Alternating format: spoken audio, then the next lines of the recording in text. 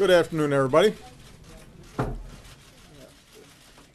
Clearly, this is not the most important event that's taking place in the White House today. There is a screening of Star Wars for Gold Star families and children coming up, so I'll try to be relatively succinct. Let me say a few words about the year behind us and the year ahead, and then I'll take a few questions. As I look back on this year, one thing I see is that so much of our steady, persistent work over the years is paying off for the American people in big, tangible ways. Our early actions to rescue the economy set the stage for the longest streak of private sector job growth on record, with 13.7 million new jobs in that time. The unemployment rate has been cut in half, down to 5%. And most importantly, wages grew faster than at any time since the recovery began. So over the course of this year, a lot of the decisions that we made early on have paid off. Years of steady implementation of the Affordable Care Act helped to drive the rate of the uninsured in America below 10% for the first time since records were kept on that. Healthcare prices have grown at their lowest level in 5 decades. 17 million more Americans have gained coverage, and we now know that 6 million people have signed up through healthcare.gov for coverage beginning on January 1st, 600,000 on Tuesday alone. New customers are up 1/3 over last year, and the more who sign up, the stronger the system becomes. And that's good news for every American who no longer has to worry about being just one illness or accident away from financial hardship. On climate, our early investment in clean energy ignited a clean energy industry boom. Our actions to help reduce our carbon emissions brought China to the table, and last week in Paris, nearly 200 nations forged a historic agreement that was only possible because of American leadership. Around the world, from reaching the deal to prevent Iran from developing a nuclear weapon, to reestablishing diplomatic relations with Cuba, to concluding a landmark trade agreement that will make sure that American workers and American businesses are operating on a level playing field, and that we, rather than China or other countries, are setting the rules for global trade. We have shown what is possible when America leads. And after decades of dedicated advocacy, marriage equality became a reality in all 50 states. So I just want to point out, I said at the beginning of this year that interesting stuff happens in the fourth quarter, and we are only halfway through. I do want to thank Congress for ending the year on a high note. I got to sign an education bill that is going to fix some of the challenges that we had with No Child Left Behind, and promises to invest more in high-quality early childhood education. We signed a transportation bill that, although not as robust as I think we need, still allows states and local governments to plan and actually get moving, putting people back to work, rebuilding our roads and our bridges. We got Ex-Im Bank back to work, supporting American exports. And today they passed a bipartisan budget deal. I'm not wild about everything in it. I'm sure that's true for everybody, but it is a budget that, as I insisted, invests in our military and our middle class without ideological provisions that would have weakened Wall Street reform or rules on big polluters. It's part of an agreement that will permanently extend tax credits to 24 million working families. It includes some long-sought wins like strengthening America's leadership at the IMF. And because it eliminates the possibility of a shutdown for the first time, or for the first 9 months of next year, Congress and I have a long runway to get some important things done on behalf of the American people. Now, there's still a lot of work to do. For example, there's still a lot more that Congress can do to promote job growth and increase wages in this country. I still want to work with Congress, both Democrats and Republicans, to reform our criminal justice system. And earlier today, I commuted the sentences of 95 men and women who had served their debt to society, another step forward in upholding our fundamental ideals of justice and fairness. And of course, our most important job is to keep Americans safe. I've had a lot to say about that this week, but let me reiterate The United States continues to lead a global coalition in our mission to destroy ISIL. ISIL's already lost about 40% of the populated areas it once controlled in Iraq, and it's losing territory in Syria. As we keep up the pressure, our air campaign will continue to hit ISIL harder than ever, taking out their leaders, their commanders, and their forces. We're stepping up our support for partners on the ground as they push ISIL back. Our men and women in uniform are carrying out their mission with trademark professionalism and courage. And this holiday season, all of us are united in our gratitude for their service, and we are thankful to their families as well because they serve alongside those who are actually deployed. Now, squeezing ISIL's heart, its core in Syria and Iraq, will make it harder for them to pump their terror and propaganda to the rest of the world. At the same time, as we know from San Bernardino, where I'll visit with families later today, we have to remain vigilant here at home. Our counterterrorism, intelligence, homeland security, and law enforcement communities are working 24/7 to protect our homeland, and all of us can do our part by staying vigilant, by saying something if we see something that is suspicious, by refusing to be terrorized, and by staying united as one American family. In short, for all the very real progress America's made over the past 7 years, we still have some unfinished business, and I plan on doing everything I can with every minute of every day that I have left as president to deliver on behalf of the American people. Since taking this office, I've never been more optimistic about a year ahead than I am right now, and in 2016, I'm going to leave it out all on the field. So, with that, let me take some questions. I'll start with Roberta Rampton of Reuters. Mr. President, you're going to California today, and as you said earlier this week, you told the nation that there's no specific or credible threat of a similar attack. But how is it really possible to know? I mean, aren't similar plots going to be just as hard to detect beforehand?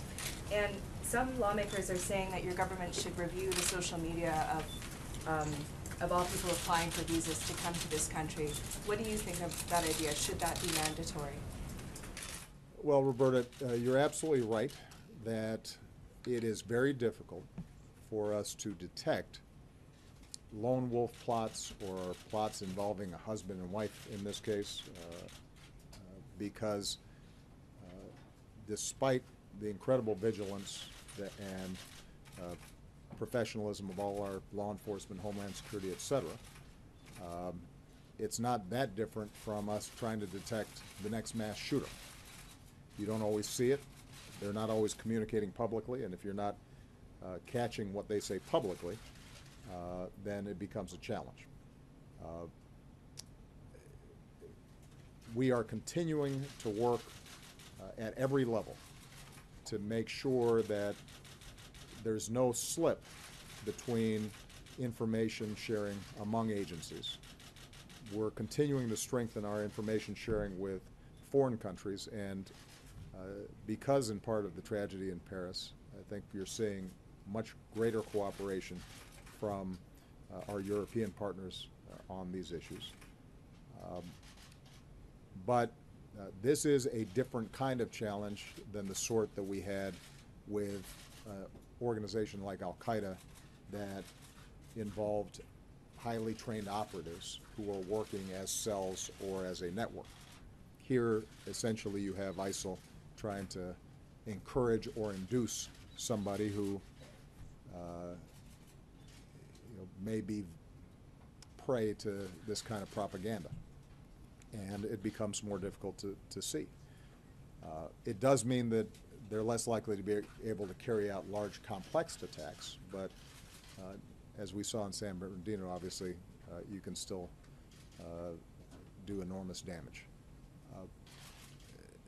The issue of reviewing social media for those who are obtaining visas, I think may have gotten garbled a little bit because there may be it's important to distinguish between posts that are public, social media on a Facebook page, versus private communications through various social media or apps.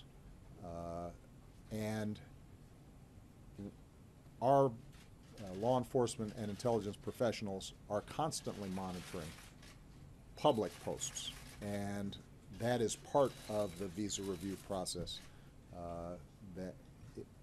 that people are investigating what individuals have said publicly and questioned about any statements that they may be made.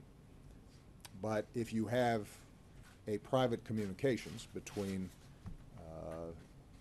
two individuals, that's harder to discern by definition.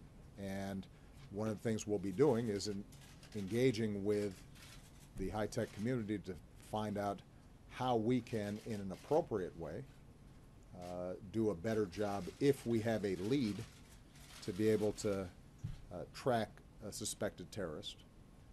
But we're going to have to recognize that no government is going to have the capacity to read every single person's text or emails or social media. If it's not posted publicly, then there are going to be feasibility issues that are probably insurmountable at some level, and it raises questions about our values. I mean, keep in mind it was only a couple of years ago where we were having a major debate about whether the government was becoming too much like Big Brother. And overall, I think we've struck the right balance in protecting civil liberties and making sure that U.S. citizens' privacy is preserved, that we are making sure that there's oversight to what our intelligence agencies do. But we're going to have to continue to balance our needs for security with people's legitimate concerns about privacy. And because the internet is global and communication systems are global, the values that we apply here oftentimes are ones that folks who are trying to come into the country are also benefiting from, because they're using the same technologies. But this is precisely why we're working very hard to bring law enforcement, intelligence, and high-tech companies together, because we're going to have to really review what we can do both technically as well as consistent with our laws and our values in order to try to discern more rapidly some of the potential threats that may be out there. Okay. David Jackson. Mr. President, a Gitmo question. Congress has made it pretty clear that they're just not going to let you transfer prisoners to the United States for trial. But some people think you already have the executive authority to transfer those prisoners and close Gitmo itself next year. My question is, do you believe you have that authority, and are you willing to exercise it to close that place? Well, first of all, we've been working systematically, another example of persistence, in reducing the population. We have a review process. Those who are eligible for transfer, we locate in countries that have accepted some of these detainees. They monitor them, and it's been determined that they can be transferred. And my expectation is by early next year, we should have reduced that population below 100. And we will continue to steadily chip away at the numbers in Guantanamo. There's going to come to a point where we have an irreducible population, people who pose a significant threat, but for various reasons it's difficult for us to try them in an Article III court. Some of those folks are going through the military commission process, but there's going to be a challenge there. Now, at that stage, I'm presenting a plan to Congress about how we can close Guantanamo. I'm not going to automatically assume that Congress says no. I'm not being coy, David. I think it's fair to say that there's going to be significant resistance from some quarters to that. But I think we can make a very strong argument that it doesn't make sense for us to be spending an extra $100, $200, $300, $500 million, $1 billion, to have a secure setting for 50, 60, 70 people. And we will wait until Congress has definitively said no to a well-thought-out plan with numbers attached to it before we say anything definitive about my executive authority here. I think it's far preferable if I can get stuff done with Congress. Background, Your Honor? David, as I said before, you know, and I think you've seen me on a whole bunch of issues like immigration. I'm not gonna be forward-leaning on what I can do without Congress before I've tested what I can do with Congress. And every once in a while they'll surprise you, and this may be one of those places because I think we can make a really strong argument. Guantanamo continues to be one of the key magnets for jihadi recruitment.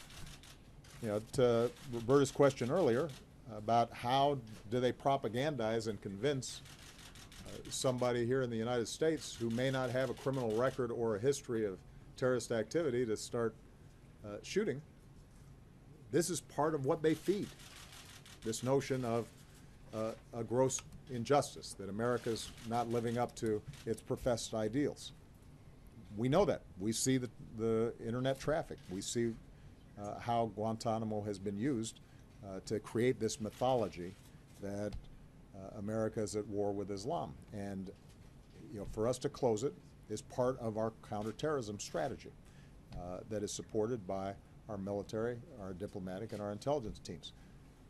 So when you combine that with the fact that it's really expensive, that we are you know, essentially at this point detaining a handful of people, and each person is costing several $1 million to detain when there are more efficient ways of doing it. You know, I think we can make a strong argument. But I'll take, you know, I'll take your point that it'll be an uphill battle. Every battle I've had with Congress over the last 5 years has been uphill, but we keep on surprising you by actually getting some stuff On done. your own in immigration. Sometimes that may prove necessary, but you know, we try not to get out ahead of ourselves on that. Julie Pace. Thank you, Mr. President. I wanted to ask you about some of the broader challenges in the Middle East. Yeah. Some of the Republicans who are running for president have argued that the Mideast and the United States would be safer if you hadn't had regime change in places like Iraq, Libya, and Egypt. And having gone through the experience of the Arab Spring and the aftermath, I wonder what you now see the U.S. role in the Middle East in terms of trying to push dictators out of power. Would you advise future presidents to call for authoritarian leaders to step down, as you did? And just specifically on Syria, at this point, is it your expectation that Bashar Assad's presidency will outlast yours? You know, there's been a lot of revisionist history, sometimes by the same people, making different arguments depending on the situation. So maybe it's useful just for us to go back over some of these issues. We did not depose Hosni Mubarak.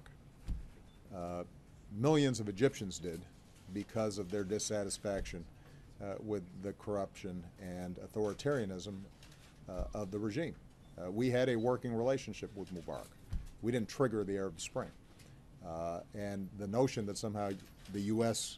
was in a position to pull the strings on a country that is the largest in the Arab world, I think is mistaken. What is true is that at the point at which the choice becomes mowing down millions of people or trying to find some transition, we believed, and I would still argue, that it was more sensible for us to find a peaceful transition to the Egyptian situation. With respect to Libya, Libya is sort of a alternative version of Syria in some ways, because by the time the international coalition interceded in Syria, chaos had already broken out. You already had the makings of a civil war. You had a dictator who was threatening and was in a position to carry out the wholesale slaughter of large numbers of people. And we worked under UN mandate with a coalition of folks in order to try to avert a big humanitarian catastrophe that would not have been good for us. Those who now argue, in retrospect, we should have left Gaddafi in there, seem to forget that he had already lost legitimacy and control of his country, and we could have, instead of what we have in Libya now, we could have had another Syria in Libya now. The problem with Libya was the fact that there was a failure on the part of the entire international community, and I think that the United States has some accountability for not moving swiftly enough and underestimating the need to rebuild government there quickly. And as a consequence, you now have a very bad situation. And as far as Syria goes, I think it is entirely right and proper for the United States of America to speak out on behalf of its values. And when you have an authoritarian leader that is killing hundreds of thousands of his own people, the notion that we would just stand by and say nothing is contrary to who we are. And that does not serve our interests, because at that point, us being in collusion with that kind of governance would make us even more of a target for terrorist activity. Even if that government can help try to stop extremists from building up in their countries. The reason that Assad has been a problem in Syria is because that is a majority Sunni country. He chose instead to slaughter people, and once that happened, the idea that a minority population there could somehow crush tens of millions of people who oppose him is not feasible. It's not plausible. Even if you were being cold-eyed and hard-hearted about the human toll there, it just wouldn't happen. And as a consequence, our view has been that you cannot bring peace to Syria, you cannot get an end to the civil war unless you have a government that is recognized as legitimate by a majority of that country. It will not happen. And this is the argument that I've had repeatedly with Mr. Putin, dating 5 years ago, at which time his suggestion, as I gather some Republicans are now suggesting, was, you know, Assad's not so bad, let him just be as brutal and repressive as he can, but at least he'll keep order. And I said, look, the problem is that the history of trying to keep order when a large majority of the country has turned against you is not good. And 5 years later, I was right. So we now have an opportunity, and John Kerry is meeting as we speak with Syria and Turkey and Iran and the Gulf countries and other parties who are interested.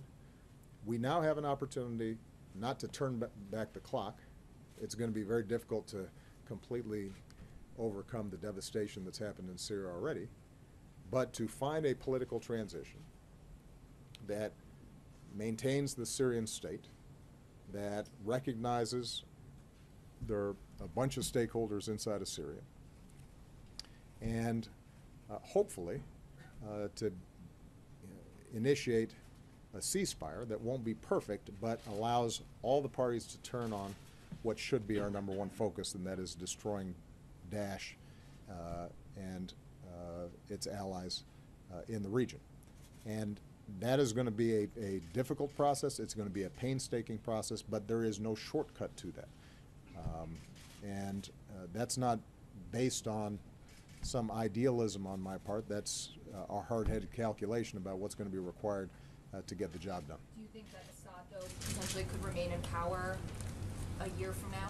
I think that Assad is going to have to leave in order for the country to stop the bloodletting and for all the parties involved to be able to move forward in a non-sectarian way. He has lost legitimacy in the eyes of a large majority of the country. Now, is there a way of us constructing a bridge, creating a political transition that allows those who are allied with Assad right now, allows the Russians, allows the Iranians to ensure that their equities are respected, that minorities like the Alawites are not crushed, or retribution is not the order of the day. I think that's going to be very important as well, and that's what makes this so difficult. You know, sadly, had Assad made a decision earlier that he was not more important personally than his entire country, that kind of political transition would have been much easier. It's a lot harder now.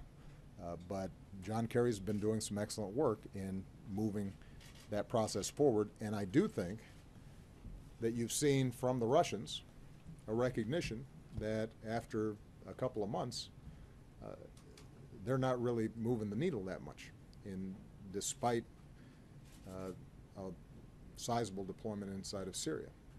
And of course, that's what I suggested would happen, because there's only so much bombing you can do when an entire country is outraged and believes that its ruler doesn't represent them. Cheryl Bowen. Thank you, Mr. President. I'd like to ask you about the surprising Congress. Specifically, what are your top legislative priorities for next year? And how has the new Speaker, Paul Ryan, changed the dynamic with you and Capitol Hill? And can you be more ambitious next year, doing things like maybe completing the transatlantic trade partnership or even getting tax reform?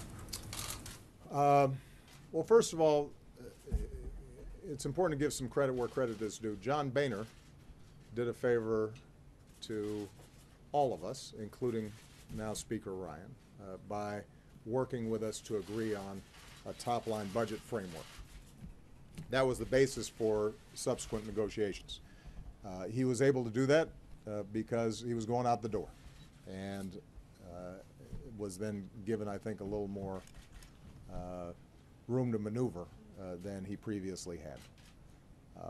Having said that, I also want to give Speaker Ryan credit. I called both him and Mitch McConnell, as well as Nancy Pelosi and Harry Reid, for the orderly way in which they actually negotiated a budget, the way Congress is historically and typically supposed to work. I mean, we've gotten kind of used to last-minute crises and shutdown threats and so forth, and this is a messy process that doesn't satisfy everybody completely, but it's more typical of American democracy.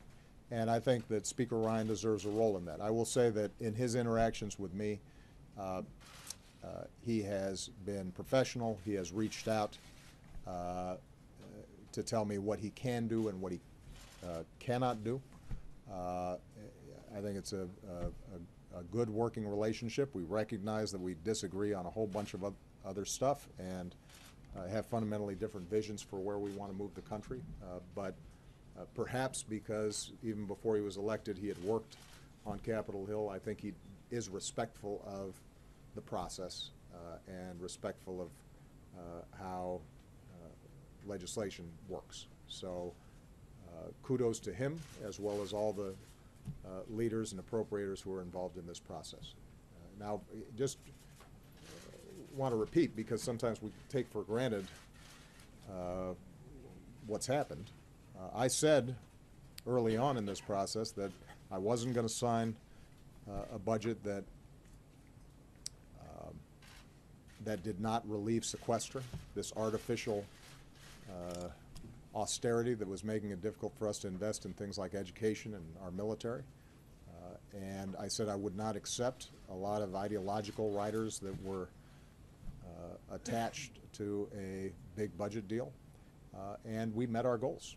And because of some terrific negotiations by the Democrats up on Capitol Hill, and I think some pretty good work by our legislative staffs here, we're going to be able to fund environmental protection. We're going to be able to make sure that we're investing in things like early childhood education and making college more affordable. We're going to be able to implement the Clean Power Plant rule. We're going to be able to continue to invest in clean energy that spurs on innovation. We're going to be able to make sure that our military gets the equipment and the training that it needs in order to be effective in fighting ISIL and other threats around the world. So it was a good win, and there's some things in there that I don't like, but that's the nature of legislation and compromise, and I think the system worked. That gives me some optimism that next year, on a narrow set of issues, we can get some more work done. Now, as David said, it's an election year, and obviously a lot of the legislative process is going to be skewed by people looking over their shoulders, worrying about primary, trying to position themselves relative to the presidential candidates. So that makes it harder. But I think there are going to be a handful of areas where we can make real progress. One of them you already mentioned, Trans-Pacific Partnership, which now has been out. Congress has had a chance to review, and it meets the bar that I set. It is consistent with what I promised, which is the most pro-labor, pro-environment, progressive trade deal in history that eliminates just about every tariff on American manufacturing goods in countries that up until this point have charged a tax essentially on anything that American workers, American businesses sell in these areas. It brings those taxes down to zero on basically all of American manufactured products. A huge win for agriculture, because now, you know, the people of Japan are going to be in a better position to enjoy American beef and American pork, which up until this point, even though we're much more efficient producers, has been tagged with a tax that makes you know, our products uncompetitive in Japanese markets. So this is a big deal, and I think Speaker Ryan would like to try to get it done. And there are both proponents and opponents of this in both Democratic and Republican parties, and so it's going to be an interesting situation where we're going to have to stitch together the same kind of bipartisan effort in order for us to get it done. A second area that I think is possible is criminal justice reform. There has been sincere, serious negotiations and efforts by Democrats and Republicans to create a criminal justice system that is more fair, more even-handed, more proportionate, and is smarter about how we reduce crime. And I've really been impressed by the dedication of a core group of Democrats and Republicans, some of them the most liberal Democrats and the most conservative Republicans coming together saying this is the right thing to do.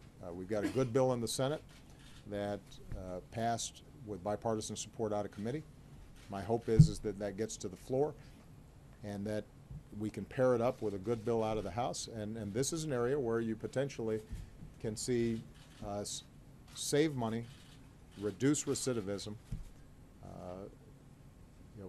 make sure that people who make a mistake on nonviolent crimes have to pay the price, have to serve time, but are released in a reasonable fashion, that they have more support so that they're less likely to go back into the criminal system subsequently. And that's an area where I think we may be able to make a big difference. So those are just two examples. We'll keep on looking for a number of examples like that. And wherever there's an opportunity, I'm going to take it. Okay. Philip Crowder. Philip Crowder. Thank you, Mr. President. You mentioned climate change already, and at the time of the signing of the deal in Paris, you said it was potentially a turning point for the world. But this was a deal that is not a legally binding document, and you bypassed Congress pretty much completely. Are you worried at this point that a Republican president who might take over from you in the White House could stop the deal in its tracks entirely? And considering that possibility, are you more interested in campaigning for a Democratic nominee, considering that danger? I think it's fair. I was going to be campaigning for a Democratic nominee, even without that danger. And I am very confident that we're going to have a terrific Democratic nominee. And whose phone is that, guys? Come on now. Somebody, you recognize your ring. Don't be embarrassed. Just turn it off. Huh? There you go. Okay. Can I still hear it? All right, I think it's off now. I think we will have a strong Democratic nominee. I think that Democratic nominee will win. I think I will have a Democratic successor, and I will campaign very hard to make that happen for a whole variety of reasons, because they're far more likely to share my fundamental vision about where America should go. But having said that, what I think people should also feel good about is that the agreement struck in Paris, although not legally binding when it comes to the targets that have been set, does create this architecture in which all around the world countries are saying, this is where we're going. We're going to be chasing after this clean energy future. This is how we're going to meet our goals. We're going to double down on solar power. We're going to double down on wind power. We're going to invest more heavily in biofuels. We're going to figure out battery technologies. And what you saw in this budget, which I think was really significant, was an extension of the solar tax credits and wind tax credits that we had helped to really boost early on in my administration, and that have resulted in wind power increasing threefold, solar power increasing by 20-fold. Those tax credits are now going to be extended for 5 to 7 years. And as a consequence, that combination of market signals means that the private sector is going to start investing much more heavily. They know this is coming. And it's not just coming here, it's coming around the world. So you now have a global marketplace for clean energy that is stable and accelerating over the course of the next decade. That then creates a different dynamic that is independent of what Congress does, but also helps to shape what Congress does. Because the more people that are now getting jobs in solar installation and production, the more that you have companies who are seeing how American innovation can sell products in clean energy all across the Asia Pacific and in Europe and in Africa. Suddenly there's a big monetary incentive to getting this right. And that's been the history of environmental progress in this country, and now we've exported it around the world. Every time we've made a decision, you know what, we're going to have clean air. The predictions were everything would fall apart. And lo and behold, turns out that American innovation makes getting clean air a lot less expensive than people expected, and it happens a lot faster than expected. When we made a decision that we were going to double fuel efficiency standards on cars, everybody said, oh, this is going to ruin the American auto industry. The American auto industry has been booming over the last couple of years.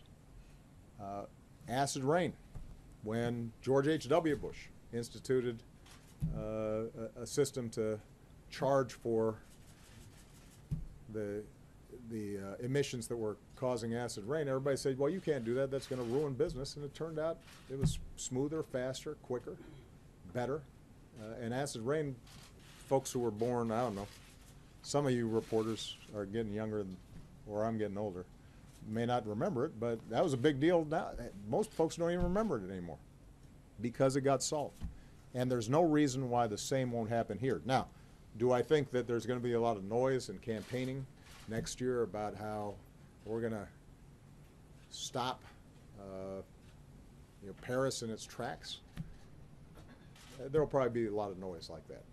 Do I actually think that 2 years from now, 3 years from now, even Republican members of Congress are going to look at it and say that's a smart thing to do? I don't think they will. Keep in mind that right now, the American Republican Party is the only major party that I can think of in the advanced world that effectively denies climate change. I mean, it's an outlier. Many of the key signatories to this deal, the architects of this deal, come from center-right governments. Even the far-right parties in many of these countries, they may not like immigrants, for example, but they admit, yeah, the science tells us we got to do something about climate change. So my sense is that this is something that may be an advantage in terms of short-term politics in a Republican primary. It's not something that is going to be a winner for Republicans long-term. You mentioned American leadership. Is it embarrassing to you that the other party denies climate change? No, it's because first of all, I'm not a member of that party. Second of all, it didn't stop us from being the key leader in getting this done. I mean, this is something I've been working on now for 5-6 years. When I went to Copenhagen, I essentially engaged in 24 hours of diplomacy to salvage from a pretty chaotic process the basic principle that all countries had to participate, that we couldn't have a rigid division between developed countries and developing countries when it came to solving this problem. That was the initial foundation for us then working with other countries, culminating in the joint announcement with China, bringing in India, bringing in Brazil and the other big emerging countries, working with the Europeans and getting this done. This would not have happened without American leadership. And by the way, the same is true for the Iran nuclear deal. The same is true for the Trans-Pacific Partnership. The same is true for stamping out Ebola, something you guys may recall from last year, which was the potential end of the world. At each juncture, what we've said is that American strength and American exceptionalism is not just a matter of us bombing somebody. More often, it's a matter of us convening, setting the agenda, pointing other nations in a direction that's good for everybody and good for U.S. interests, engaging in painstaking diplomacy, leading by example. And sometimes the results don't come overnight. They don't come the following day, but they come.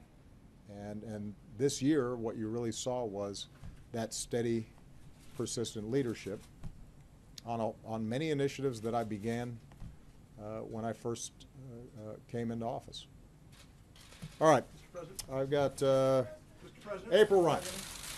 Mr. President, I want to ask you something on criminal justice. Going back to something you said, and also something from Julie Pace. Your administration contends the United States is 5% of the world population, but 25% of the global jail population.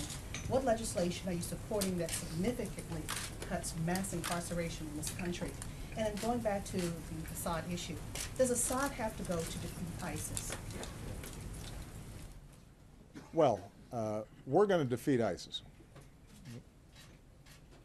And we're going to do so by systematically squeezing them, cutting off their supply lines, cutting off their financing, taking out their leadership, taking out their forces, taking out their infrastructure. We're going to do so in partnership with forces on the ground that sometimes are spotty, sometimes need capacity building, need our assistance, need our training, but we're seeing steadily progress in many of these areas. And so they're going to be on the run. Now, they are going to continue to be dangerous. So let me just be very clear, because whenever I say that we have made progress in squeezing the territory that they control or made real inroads against them, what people will say is, well, if something happens around the world, then obviously that must not be true. But in any battle, in any fight, even as you make progress, there's still dangers involved. And ISIL's capacity both to infiltrate Western countries with people who've traveled to Syria or traveled to Iraq, and the savviness of their social media, their ability to recruit disaffected individuals who may be French or British or even U.S. citizens, will continue to make them dangerous for quite some time. But we will systematically go after them. Now, in order for us to stamp them out thoroughly, we have to eliminate lawless areas in which they cannot still roam. So we can disable them, we can dismantle much of their infrastructure, greatly reduce the threat that they pose to the United States, our allies, and our neighbors. But in the same way that Al-Qaeda is pinned down and has much more difficulty carrying out any significant attacks because of how we've systematically dismantled them, they still pose a threat. There's still operatives who are interested in carrying out terrorist attacks because they still operate in areas between Pakistan and Afghanistan, or more prominently right now in Yemen, that are hard to reach.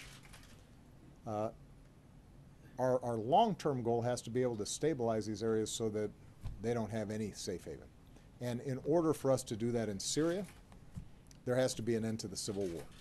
And there has to be an actual government that has a police capacity and a structure in these areas that currently aren't governed. And it is my firm belief, and the belief of the experts in this administration, that so long as Assad is there, we cannot achieve that kind of stability inside of Syria. And I think the history over the last several years indicates as much. So that's going to continue to be a top priority for us, moving aggressively on the military track and not letting ISIL take a breath and pounding away at them with our special forces and our airstrikes and the training and advising of partners who can go after them. But we also have to keep very aggressive on this diplomatic track in order for us to bring countries together. All right? Everybody? Oh, on criminal justice reform, I answered the question. I'm hopeful. Are you supporting that there cuts into mass incarceration? In April, what I said is that I strongly support the Senate legislation that's already been put forward. I'm hopeful that the House can come up with legislation that follows the same principles, which is to make sure that we're doing sentencing reform, but we're also doing a better job in terms of reducing recidivism and providing support for ex-offenders. And if we can get those two bills together in a conference, then I'm somewhat optimistic that we're going to be able to make a difference. Now, keep in mind, April, when you use the term mass incarceration, statistically, the overwhelming majority of people who are incarcerated are in state prisons and state facilities for state crimes. We can only focus on federal law and federal crimes. And so there's still going to be a large population of individuals who are incarcerated even for nonviolent drug crimes, because this is a trend that started in the late 80s and 90s and accelerated at the state levels. But if we can show at the federal level that we can be smart on crime, more cost effective, more just, more proportionate, then we can set a trend for other states to follow as well. And that's our hope. This is not going to be something that's reversed overnight. So just to go back to my general principle, April, it took 20 years for us to get to the point we are now. And it will be 20 years probably before we reverse some of these major trends. Okay, everybody, I got to get to Star Wars. Thank you. Thank you, guys. Appreciate you. Thank you. Mr. President. Susie, how are you? I am great. Thanks for your time. Good to see you. Welcome to my set. It's a sharp set. You look sharp as well. I'm trying to get on your level, man. I like the touch, the rose. Have a seat, please. So I saw your State of the Union. Just got I'm a glad. really quick question for you because Yes. you mentioned a few things. Yes. Okay, minimum wage. My audience, YouTube subscribers want to know, can you raise the minimum wage to like $500 an hour? I'll take a yes or I'll think about it. No, that I can't do. Oh, I tried, But guys. I tried. what we can do is make sure that if you're working full-time, you're not under the poverty line. And there's been a movement around the country to get the minimum wage raised to $15 an hour. A bunch of states, counties, cities have done it. If the federal government, through Congress, voted for it, then it would apply to everybody. Right now, there are a lot of communities where it's happened, but there's still a lot of communities where it's a lot lower. And, you know, if you work full-time, you should be able to pay your bills. Okay, I tried, guys. I'm sorry. So, as a black male who wears his hat backwards from time to time, I get racially profiled. Yeah. Okay, the most recent story I have for you is driving, pulled over to send some text messages. Cop pulled up behind me, Right. call for backup. They're all over me, harassing me for my ID, registration. Right. Third cop is driving by, kind of just like, you know, I get harassed often. Right. I've learned to live with the harassment, but people are dying now. Right. I can't sit by and let that happen. So my thing to you is, I feel like law enforcement, they're just bullies with badges at this point. They get caught on camera, they're killing people, and they go to the court of law and they get off without a lot of consequences. So I really want to know is accountability. What can you do with your time left? What can the government do with the time left? Because these guys are going through and they're killing people, and it's just like, I think they're developing that Superman complex. Well, first of all, I'm a black man who sometimes wears his hat backwards. Really? And there have been times when I was younger when I was stopped for reasons that I wasn't always clear about. But I think it's also important for us not to completely generalize. Now, the overwhelming majority of law enforcement officers are doing a really tough job, and they're doing it well. And they're respectful, and they're doing it the right way. It is absolutely true that there's always been pockets of police misconduct around the country.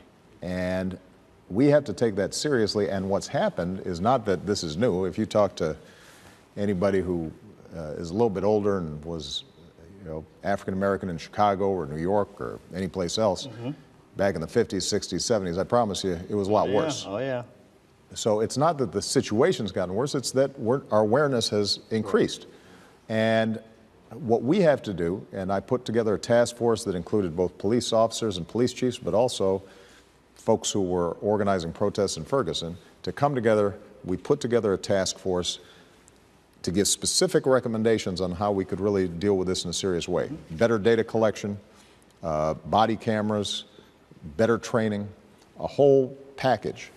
The problem is that most police departments, sheriff's departments, those are individual jurisdictions. They don't fall just under federal control. So I can't order all these reforms to be implemented. What we're trying to do is incentivize all these cities, counties, to adopt these practices, because when they do, not only is it good for the communities who finally feel like they are being well served and respected, but it's also good for the police officers because they have an easier time doing their job if communities trust them. I understand, you have to make split-second decisions, and my thing is, you're caught on camera doing things like the chokehold, and that's against the law. Right. But you go to the courts, and you're scot-free, so everybody that applies a chokehold from here on out, you kind of have to fall into that same thing, so accountability is kind of where... Right. Well, one of the recommendations that was made was to have independent investigations rather than, in many cases, state's attorneys who are dependent on police officers to deal with a whole bunch of criminal cases. and that could make a difference as well. So what I would recommend, anybody who's interested in what this task force generated, you can go to the White House website, whitehouse.gov, and you'll be able to find these recommendations and other resources that tell you whether your local community is starting to adopt these best practices. Okay, let's move on. Election 2016. Now, our boy Donald Trump is doing his thing, and the people want to know, especially my friends. They want to know. They're saying they're watching the media. The stuff that he's saying is just, it's a zoo. Right. And my friends have wanted me to ask you, are you embarrassed for the American people? Because it's just like pandemonium out here when you watch what's going on in the headlines. Well, look, I think it's really early in the process. If you look at previous elections, this early in the contest, a lot of times you'll have people who are seen as front runners. Right. Because they're noisy, they get a lot of attention. Correct. Over time, voters take a careful look. The closer you get to actually deciding on a president, everybody gets a little more sober. It's less entertainment, that. and I it's like a little more, this is serious business.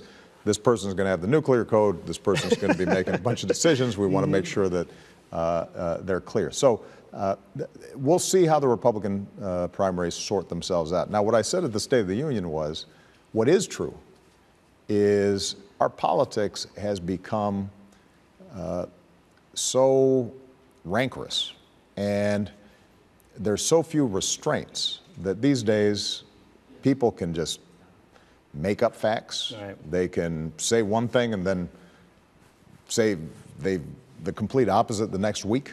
The kind of language that we see people labeling their political opponents, calling them unpatriotic, saying they want to weaken America. That is, I think, a result of a lot of forces. A media that's much more splintered. You've got, sort of talk radio habits creeping into politics. A lot of times it's like the comment section or trolling. Very familiar with the comment section. Where people just feel like they can vent without really thinking about what they say ahead of time. And what I did talk about at the State of the Union is the need for us, if our democracy is going to work, we can have big arguments. We can disagree on a lot of stuff, but we do have to have some basic boundaries where facts are facts. We don't make stuff up. Right. We don't assume malice on the part of other people. The only way to enforce that, by the way, is ultimately for people to vote and reward politicians who are conducting themselves in a way that we respect and punishing those who aren't. Excellent, excellent. All right, so I want to move on to gun control. Yeah. But I want to talk about it a little bit differently than you've been talking about the last few weeks. You bet. I feel like a lot of the people who are carrying out these mass shootings in public, they're doing it and they don't have causes. There's like, they know if I go out and I hurt 4 more people, I'm going to end up on the news. And the media kind of makes them look notorious in what they're doing. I feel like it's almost when the media is doing this, they're talking about this person for a week. Yeah. And we all want recognition. I give shout out to the end of all my videos because I know people just want recognition at the end of the day. So I feel like, is there anything the government can do, or maybe you can do with your time left, to not so much make these people that are doing these bad things notorious? And I think there was one of the most recent school shootings where the law enforcement was like, we are not going to talk about this guy, we're not going to say his name. So you know ahead of time, when I go in and do these bad things, I'm just throwing my life away. Is there anything you guys can do about that? Well, first of all, people's motives in these mass shootings are complicated. In my mind, by definition, if you are willing to do something like that, you have a serious mental health problem. And whatever their motivations, the reason I emphasize common sense gun safety measures is not that we can eliminate all this violence completely, but we can reduce it. The same way we've reduced traffic fatalities, because we make people wear seatbelts and we crack down on drunk drivers, and we do a bunch of sensible things. It took 20, 30 years, but there are a lot fewer traffic fatalities today than there were 30, 40 years ago. We can do the same thing with guns. It's because we can't always predict when somebody's going to snap and decide they want to go shoot. But what is also true is that we have to do a better job as a culture and as a society, not sensationalizing violence as a way of getting attention. Correct. That's not something the government can do, because we got a First Amendment, free speech. it is something that all of us can contribute to by saying, let's not constantly harp on people who engage in mass violence. Let's spend at least as much time paying attention to people who are doing good things in the community, who are helping people, who are building businesses, and that's something that's probably more up to folks like you, young people who are in media right now, particularly new media. How are you going to work together with others who have a lot of viewers to try to educate them about how they think about their world? Excellent. I want to talk a little bit also about the terrorism stuff going on. And I feel like the same thing. These guys, they'll hurt people to get their message out there because they know I'm going to hurt somebody, I'm going to put them in a cage, I'm going to hurt them, and then you guys will do the rest. And I kind of use the parallel with a kid who is doing things to get attention. They'll go in the kitchen and bang pots together like, oh my God, look at me, Mom. Right. And the thing is, too, is when you ignore a kid that does that, sometimes they go to the next level to get your attention. So I'm kind of wondering, what are you guys doing to prevent or even downplay, because we're getting our butts kicked by these terrorists online? Well, here you're asking a couple questions. Number one, ISIL, their operations in Iraq and Syria are wreaking havoc in those countries. Right. And part of that has to do with the chaos that exists there. They're going through a lot of changes. There are divisions between different sects of Islam, Shia, Sunni. But our top priority has to be make sure we protect the homeland. And you've seen in San Bernardino and other situations, because they have such an online presence, they have the capacity potentially to inspire people who already are troubled, and suddenly they think that maybe this is a way for them to become linked up with something larger. And that poses a danger. Now, as I said at the State of the Union, this is not an existential threat to the United States. This is not World War III. Right. What we have to do is go after the core of these terrorists overseas in places like Iraq and Syria, and that's exactly what we're doing. You're right, though, that part of what we have to do in terms of keeping the homeland safe, it's not that they're going to come and invade, it's more what are they doing online to persuade and inspire. And I've been pushing the government generally to say we have to get up to speed. The old ways of communicating are not the ways that young people are receiving information. And if we're going to counter this violent narrative that twists and distorts Islam, one of the world's largest religions, and justifies in the minds of these folks violence, we've got to have Islamic scholars and moderates and leaders on a platform where they can say, what these folks are saying is crazy. That's not who we are. That's not what we're about. And we have to be as savvy and as nimble as an organization like ISIL is. So we've actually stood up what we call an interagency, meaning all the different departments, to come together to work with the private sector and content providers to think about how do we do that in a better way, in a faster way. And the government sometimes moves a little slower than I'd like, but I think we're starting to make progress on that front. Excellent. Well, the good news is that was the hard stuff. We're on to the easy stuff now. Uh-oh. Are you ready? I mean, the easy stuff may be the stuff I worry more about. This is the lightning round. Okay, lightning round. All right, you ready for this? All right, let's see what we got. Have you seen the new Star Wars? I have not. You have not. Okay, so my audience wants to know, we had the YouTube Ask Obama hashtag. Yes. What is your favorite Star Wars movie? 1 through 6, since you haven't seen. Number 1. I still remember when I saw it. That's the wrong answer, Mr. President. I was like 14, 15, and I went to the Cinerama Theater right around the corner from my house. Okay, number 4. Okay, you saved it. You clutched it. Okay, yeah. So if you had to pick from one of these Star Wars characters, who would you be? Well, I got to go with Han Solo. He's a little bit of a rebel. All right. Got to keep it moving fast. This is lightning round. All right, so now the American people really want to know this one. This is, actually, I lied. This is a serious one. If you had to pick a pair of pants for your dog, A or B? No, you got to go with this. This one? Yeah, this, I think. This is your final answer? You don't want to phone a friend? It's a little too conservative. Too extra, okay. Yeah, a little too much. And the last one. Too much fabric. All right, so we had Drake versus Meek Mill. A lot of people were tweeting that to me. We kind of know the outcome of that. But if Drake and Kendrick Lamar got in a rap battle, who do you think would win? Got to go with Kendrick. I'm just saying. I think Drake is an outstanding entertainer, but Kendrick, his lyrics, his last album was outstanding. Excellent, all right. Best album, I think, last year. Thanks so much for your time, Mr. President. Excellent. Appreciate you. Thank you. Thank you so much.